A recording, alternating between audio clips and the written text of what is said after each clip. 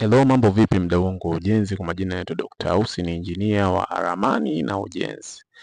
Sasa bwana, leo nimekuletea ramani hapa. Hii ni ramani ambayo sio gharama sana wala sio cheap sana, kwa sababu ni ramani ambayo imejitosheleza, ni ramani yenye kila kitu. Sasa cha kufanya mdau wangu ambaye unanifuatilia, kwanza kabisa ningekuomba usikatishe video hii.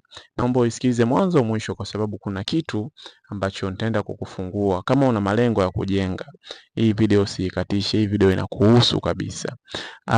Hii ramani unayoiona hapo mbele ni ramani ya vyumba vitatu. Naomba niende nikakuchambulie ramani hii ili uweze kuielewa. Kama una malengo uandae tu budget, usiwe na mawazo ya ramani hii si itakopo inahitaji nini na nini. Hapana, naomba nikuchambulie ramani hii mwanzo mwisho ili ujue pa kuanzia. Hata kama unataka kuanza ujenzi ujue ramani hii hapa. Nikitaka kujenga nyumba aina hii hapa niandae nini. Nakwenda kukuchambulia ramani hii ili isikupe tabu ya kwenda ya kufikiria unaanzia wapi. Hii ramani bwana ni ya vyumba vitatu. Hii ramani unavyoiona ina sitting room, ina dining room, ina kitchen, ina store, ina master bedroom moja na ina self bedroom, single bedroom, ina public toilet.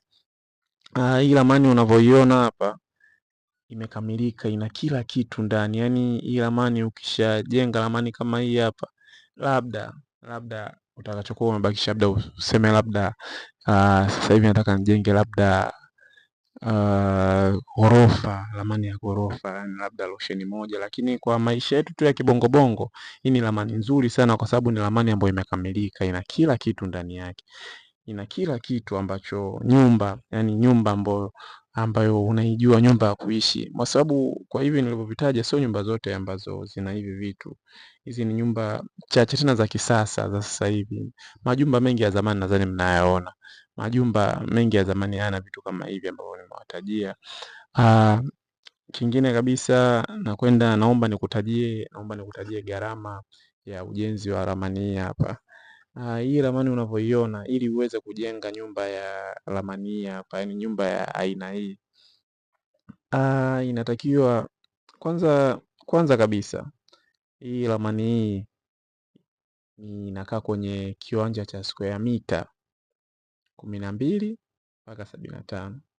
It means ukiwepo na 20 kwa 20 unajenga, ukiwa na 20 kwa 30 unajenga. Kingine kabisa, ramani hii hapa ili uweze kuijenga inatakiwa uwe na simenti zisizopungua mifuko 80, uwe na tofali zisizopungua mifuko 4000, uwe na nondo za milimita 12 zisizopungua 75. Kwenye swala la bati,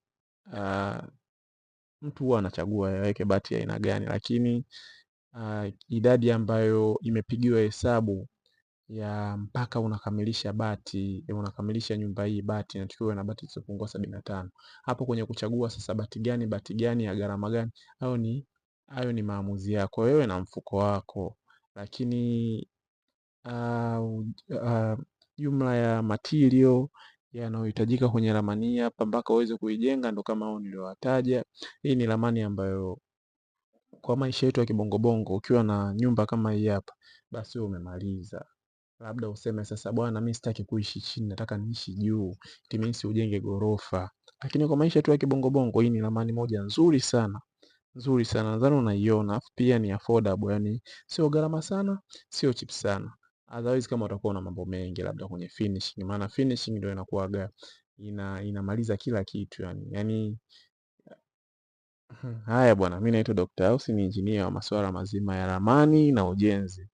Ukinitaka unaweza ukafika ofisini, tuko Mbezi ya Kimara, Mbezi mwisho. Asante sana, karibuni.